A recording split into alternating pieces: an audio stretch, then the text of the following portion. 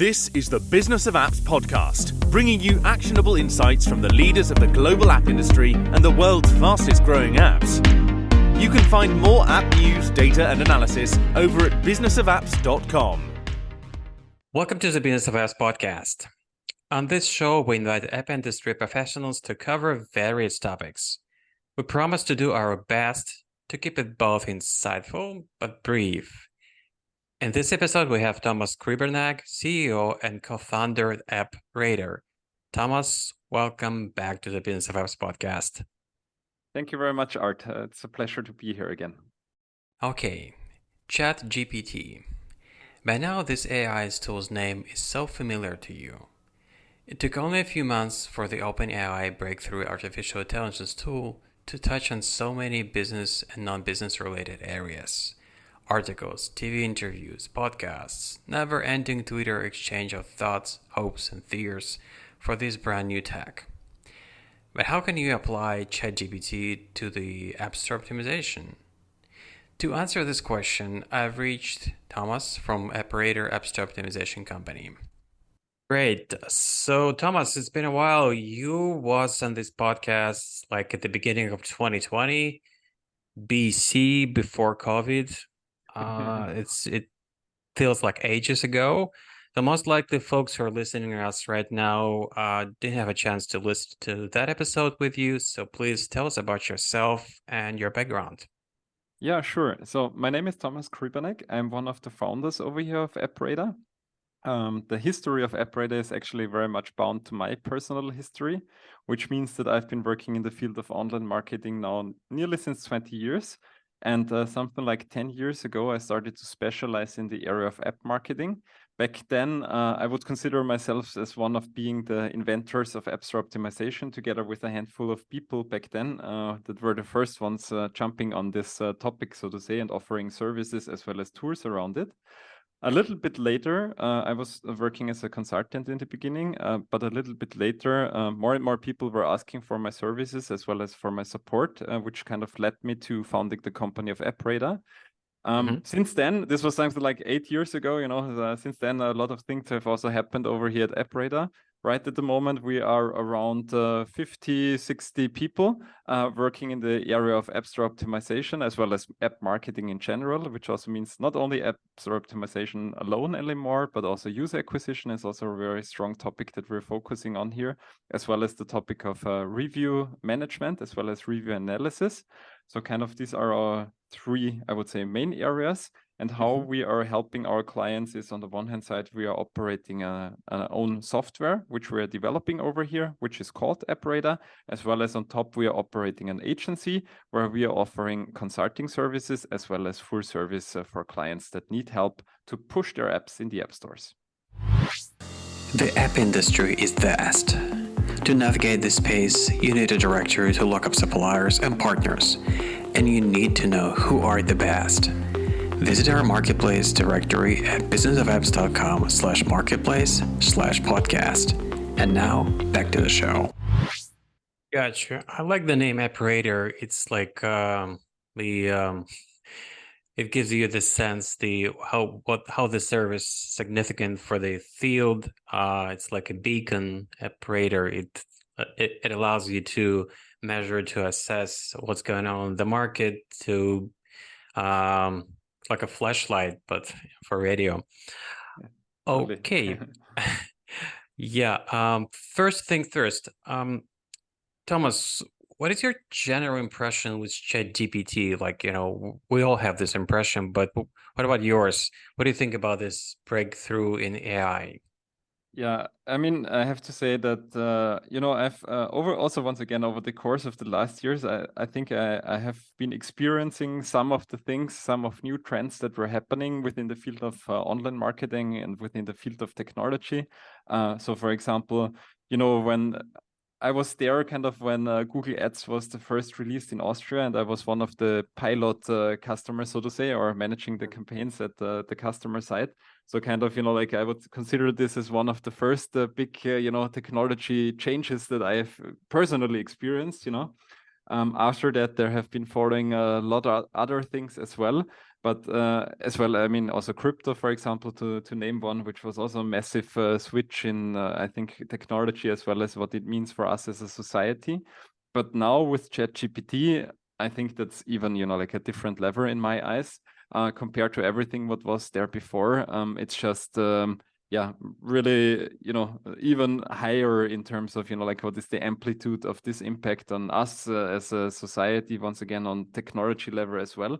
So I'm still, in the mix between, being, very into the topic and being very, like, where is this all going? And as well as, starting to also realize, it's picking up so fast and it's going so fast, where it's really hard to predict, if we are having this conversation again, for example, in 1 year, it's really hard to say, and like, what are we going to talk about? Until then, a lot of things can change, Exactly, Thomas. It's like I've heard people comparing ChatGPT with like the early ages of the internet, but I'm old enough to remember those days, and I remember there was an excitement, but because it was gradual, the takeoff wasn't that fast, and it took a while for the internet to become the thing for people, for businesses, for for your personal life.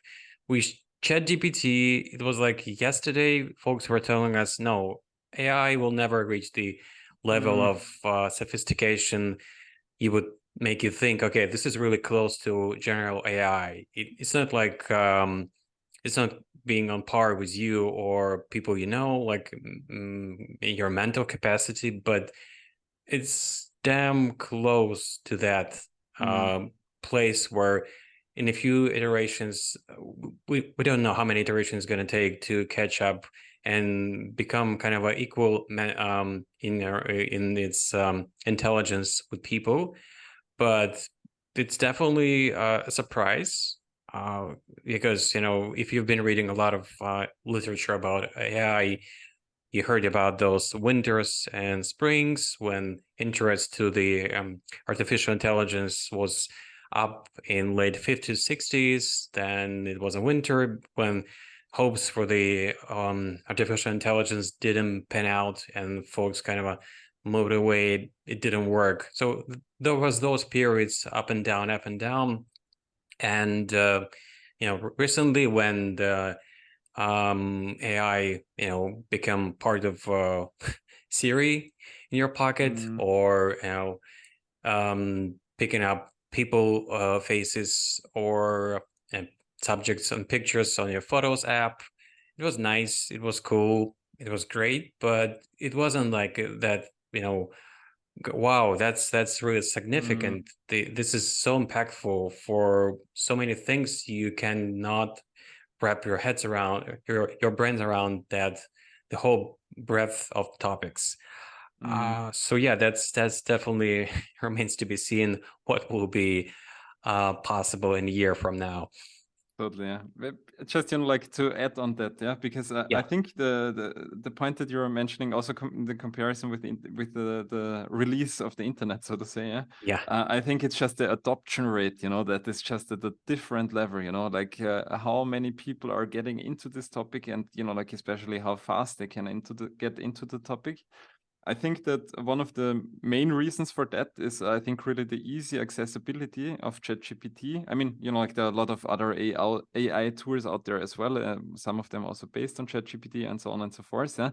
But I think that this was just, this easy accessibility to such an, completely new and innovative technology. I think that is really here the breakthrough moment in my eyes. Yeah. Yeah, absolutely. I don't think 100+ million people back in the day when the internet took off could get the access right away. Yeah, right exactly. now, like more than 100 million. I don't know the very recent number for how many people have the access to OpenAI tool, which is ChatGPT, because Bing has incorporated ChatGPT is just baked into the interface, and it's going to be part of the Windows 11 very soon. 365 service from the Microsoft from Office has released the advertising that shows how capable, how powerful the tool will be very soon for all of us who are using the Office for Microsoft. Let's pivot to the application of ChatGPT to App Store optimization. So what do you think it can be used for? How exactly does it fit into the so-called ASO toolbox? Yeah, so I think there are, once again, there are use cases in my mind, like that are here. There are also use cases in my mind which we already developed at AppRadar and also released. There are another use cases that we're currently working on, as well as there are some use cases. I'm sure, like in 1 year time, I will think to myself, that was so obvious. Yeah, why didn't I see it? So that will be for sure there as well. Yeah. I think for us, to give you a little bit also, I would say the connection to AppRadar, what we have been working on as our first integration of OpenAI's API and also then using the technology in the background of ChatGPT, which in my eyes is just a really brilliant feature, is the topic of AI review summaries. So within App Store optimization, we all know what people are saying about your app within the App Store is very important because on the one hand side, obviously, like you want to measure it, you want to understand, like, are people happy with your app or not? But also on the other hand side, you want to get, like the gold nuggets between thousands of reviews of people, what they're saying out there. And you want to find out, like where, where it might be just, like with one sentence, it could be, that if you implement the feedback, for example, that it could increase your revenue, like, I don't know, 10%, maybe even more, depending obviously on the information that is being shared within the review. So therefore, I think that this is a really great source for improving, on the one hand side, a lot of things around App Store optimization, but also a lot of things around of how to optimize the app to make it more appealing for the target audience out there, to integrate more features, which can also, like push the lifetime value, which can push the retention rate and so on and so forth. So therefore, I think this is a really nice, so to say, starting point. And what we're doing there on a technical level in the background is, since, we have this data within AppRadar, we can analyze the reviews of any app within the App Store. So kind of we have the data there, but we just added another layer in terms of the OpenAI integration, which is kind of really looking through thousands of reviews. We built a lot of, I would say, algorithms in the background as well, especially to get the statistic significant feedback out of those thousands of reviews. So therefore, what it then does is it browses through them, gets the gold nuggets out of it, and summarizes them in form of a management report for a specific time frame in a specific country that you're setting, as well as it gives you feedback. What are people telling about, like which features do they want to have, and which things do they do not like about your app. So this is, like a really great summary of what people are saying about your product, like with one click of a button and you can get it. And I think that's just, just such a brilliant move in my eyes, because it just saves, like tons of hours of manual work that you would need to put into it to get to the same result on the other hand side. Yeah. Exactly. So that was, Yeah. Oh, go ahead, Art. So yeah, I was just gonna say that like when I say we app marketers always aiming for more reviews, more ratings for your app, because this is the way you can provide new folks who are discovering your app good reference point. They can rely on that collective assessment how cool your app is. But the more you're getting those reviews, the progressively harder it becomes for you to be able to, so to speak, measure, check the temperature of your app. Are you doing good? The overall consensus, is it great or not? And now you can do it just in a seconds, asking ChatGPT. And this new feature from AppRadar you're talking about is really great. So you're saying you can actually the tool allows to give the app developer or app marketer specific instructions. Okay, folks who are using your app are looking for this specific feature that you may consider to add, right? Yes, exactly. And now comes the really great thing, not only about your app, but also about the apps of your competitors. And, like once again, with the click of a button. Yeah. So you can get, in the beginning of while we were working on this feature, I did, some kind of test setups on our prototype environment. And, like it was really easy for me to grasp a complete category within a, like a subcategory within the App Store to really grasp, like what are the most wished or, like the most needed features that apps out of those category need to have. What are the pain points of users out there, and what are the wishes that nobody seems to be addressing yet? Yeah, so that's the value of information that you can get out of it. It's just it's just insane to be honest. Yeah, because once again, if you compare this to a manual process, this means like a research work of I don't know a couple of weeks, maybe even months, depending on it, compared to clicking on 10 buttons and you have the same results more or less. That is just I think insane is the right word to use here. Yeah. Yeah, exactly. This is like precisely what, in all sci-fi movies, you saw AI being a helper, the assistant right next to you, and can replace collectively a number of people who will be doing the same thing, but they wouldn't be that quick. They will not be that accurate. They will not be able to give you that quick assessment, what needs to be done, what is the summary of certain subject, processing a lot of information quickly. Like, sure thing, you can pull off your good old spreadsheet and count a couple of weeks of work to do the same thing, but it's just ridiculous. You can do the same thing with ChatGPT very quickly, and using the tools that are specifically catered for ASO from Operator, you can do things for your app marketer's agenda very quickly, which is really great leg up on your competitors who may not be using those tools. Now, this is all great and exciting. But every tech, starting from the fire and on, has limitations. Yes. What about limitations for ChatGPT right now in terms of App Store optimization? Yeah, so I think also here, when I would say first stumbled over ChatGPT, kind of my first use case that I had in mind was, perfect. Now I can create perfectly optimized ASO, like perfectly ASO optimized store listings with the click of a button, and like push them in the stores, and it will be all fine. The reality is, I would say I can get to, let's put it 80 or let's say 70% quality. I can bring it with the help of ChatGPT, but then it is currently hitting its limitations. Yeah, because the problem is once you bring up too complex prompts or too complex tasks, which also needs a lot of analysis of what is currently going on, as well as I would say human brain at the end of the day to just talking about keyword optimization, so to say, when when AI writes a text, it can be at a brilliant quality. Yeah, I think that is out of question. Yeah, but if you say to the AI, now go and replace a specific keyword with other keywords, because I know that more people are searching for the other keyword, it might be that it is ending up in a complete mess. Yeah, and I think right at the moment we are still a little bit there.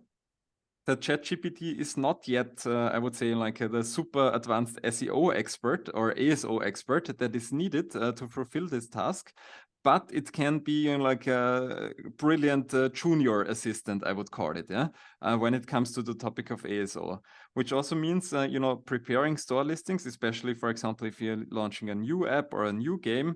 To be honest, I would not be sitting down and make the first draft by myself. Yeah, I would be using ChatGPT, give me the draft, and then I would be there editing it, as well as optimizing it for the right keywords and making sure like that the copy itself, as such, still makes sense, is easy to read, as well as is convincing also to human beings out there. So I think there are still some of the limitations that we're stumbled over. But as mentioned, that this status today, I don't know how this conversation or this topic look like, I don't know, in a couple of months. Yeah, Yeah, but exactly. A year could be a very long time, could be a couple of months for a very yeah, drastic exactly. change. But also there, like here also the outlook, once we find out how to make this process move, then I'm also sure it will be part of Operator very soon. By the way, speaking of keywords, I didn't have a chance to try it myself. probably you guys do it a lot of times and evaluating how capable ChatGPT are for this specific task. Can you just ask ChatGPT to generate a list of keywords for the app?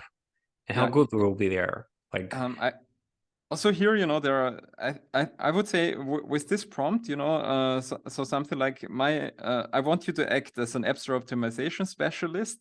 yeah. And I have an app that is a fitness app that helps to track your sports activities, for example. Come up with a list of keywords. Uh-huh. The output will be, I would say, as mentioned, 80% quality, maybe even 90% quality. Obviously, one of the things why the limitations are there is because it might be that some of the keywords are off and might not be a perfect fit, because once again, the AI doesn't really understand you like in the background. It's just bringing up words that Right. in context could make sense. So therefore, it needs this human touch, this human check to filter out the bad ones, so to say. But also here, thinking further, or maybe also some ideas or inspiration for other people listening to the podcast. Yeah, what you can also do, obviously, is you can take the store listings, so the description as well as the title as well as the subtitle of your app, of your competitors, and you bring them into ChatGPT, and then you tell ChatGPT, hey, analyze the store information of the different apps and come up with the most relevant keywords that all of them have in common. That improves the quality drastically in this moment. And but once again, it's not the 100% solution. Let's say we are then probably at the 90% solution. And once again, if you then say, okay, now optimize my store listing and include these and that keywords that often, that we get to this frequency of the keyword being used within the text, there it's once again where the limitations currently are hitting very hard. Yeah, so I think this will take a little bit more time, but as mentioned, the question is how much time? Not too much, probably. And then also this frontier can be challenged. Yeah. Exactly. So, I guess as things are right now, we can, fingers crossed, say that it's not a direct threat to the app store optimization as a profession, because there still needs to be a human touch on top of what ChatGPT is capable to generate. It's not a replacement. No way you can say, guys, your service no need anymore. You can go. Because we know about layoffs in tech right now. That's really a harsh moment. People still need to polish what ChatGPT is capable to produce, because it's very as much as you're impressed with quality of the content it generates, it's still generic. Yeah. It doesn't have all rules and guidelines of what the specific product should be. Like, what are you aiming for? It gives you a great starting point, but then, just like you're saying, there still needs to be a ASO professional who will polish it and make it a good set of keywords, the right title, and the rest for the app optimization. Yes, exactly. Because I think that here the difference in the background is that the content at the end of the day is still being produced for human beings, so for other humans, let's put it like that. Yeah, so I think that there is still a little bit, as mentioned, currently, but once again, who knows in the future. Currently we have this limitation that a machine is not there yet to make it really completely human able, so to say. So therefore I think we still kind of need this role, so somebody that is translating what the machine is suggesting over to human language in some kind of way, or to just make the final check and make the final edits in some kind of way. I think that this might be still here a little bit longer, that we need this human double check, and that AI is more or less, like a very well educated assistant, probably the smartest assistant on the planet, we could probably say. Yeah, but nevertheless, it still is an assistant at the current time. Yeah, I mean, there are, there are a lot of horror scenarios out there that there will be also a flip in time, yeah, where this could change, yeah. But let's hope for the best, that this doesn't end up in a Terminator movie, for example. Yeah? Right. But we'll be more subtle, less brute force, but more intelligence. And one would hope that ChatGPT is not thinking of itself, why am I doing it for those people? Why am I wasting my time? I can pursue my own goals. I can dream. I hope not. Me too. All right. Now, I like to ask this question to all guests on my show because lately I've been having people who are in the App Store, app marketing, mobile advertising for a number of years. So I would really like to know the answer on this question. What would you like to change about app marketing the most, Thomas? Yeah, that is a really great question. So also here, looking back in time, I would say I was there when apps were invented, when the first apps were getting into the App Store. I was there when the first iPhone was released. So I would say I've really seen it from the beginning. And the industry obviously has changed a lot. And it's, also the time span is not too crazy. Yeah, we're talking, I don't know, 13 years or something like that, or 14 years maybe for now. So it's, not too long of a time span. But obviously, a lot of things changed. In the beginning, you just had an app, you uploaded it to the App Store, and it was more or less a super hit. Nowadays, it's just it became way more complex, way more professional to build up. On the one hand side, a really great app. So the app needs to deliver. The app needs to be a great product. And on the other hand side, the marketing is also like a necessity. There is no way around. Yeah. If you have the greatest app on the planet, but you do not have any idea about marketing, you will completely fail. Yeah. So as well as on the other hand side, if you have the greatest marketing, but also your app is, really not good, yeah, then you will also fail as well. Yeah. So I think that on the high level, just the complexity of this topic was rising.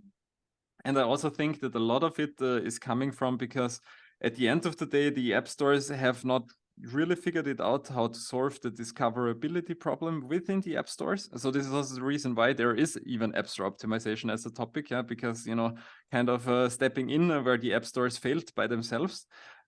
So I think that is, in my eyes, still a big topic that I see, especially for new developers having great ideas, having also really great ideas to improve society, have an impact on humanity and so on and so forth.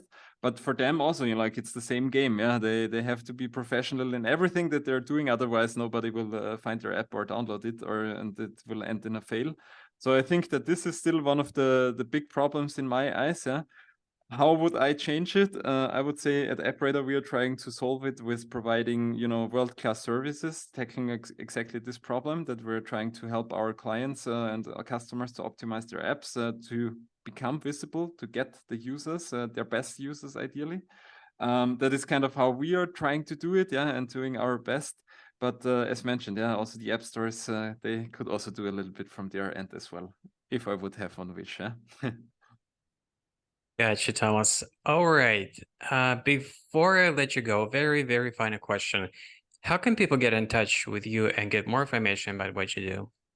Yeah, so I think the easiest thing is to get more information about what we're doing is head over to appradar.com, our website. There you can find information. You can also add me on kind of every social network out there. Might it be LinkedIn, Instagram? Okay, Facebook, I'm not that active anymore. TikTok a little bit more recently. Yeah, so you can also find me there. All right, terrific. Thank you, Thomas. Thank you for coming back on the podcast and spending time with us. Thanks. Thank you very much, Ad. Bye-bye. And that was Thomas Kriebernegg, CEO and co-founder of AppRadar. To listen to more episodes, subscribe to our podcast on iTunes, Spotify, Stitcher, Google Podcasts. Just search for Business of Apps and you will find us easily. Remember, we release episodes on Mondays, so subscribe and you will be able to get new episodes on your smartphone, tablet, or computer as soon as we release them. And please don't forget to leave us a review or comment on iTunes. It is highly appreciated. And all episodes will also be available on businessofapps.com. Thank you for listening. See you next week. Thank you for listening to the Business of Apps podcast. For more, head on over to businessofapps.com.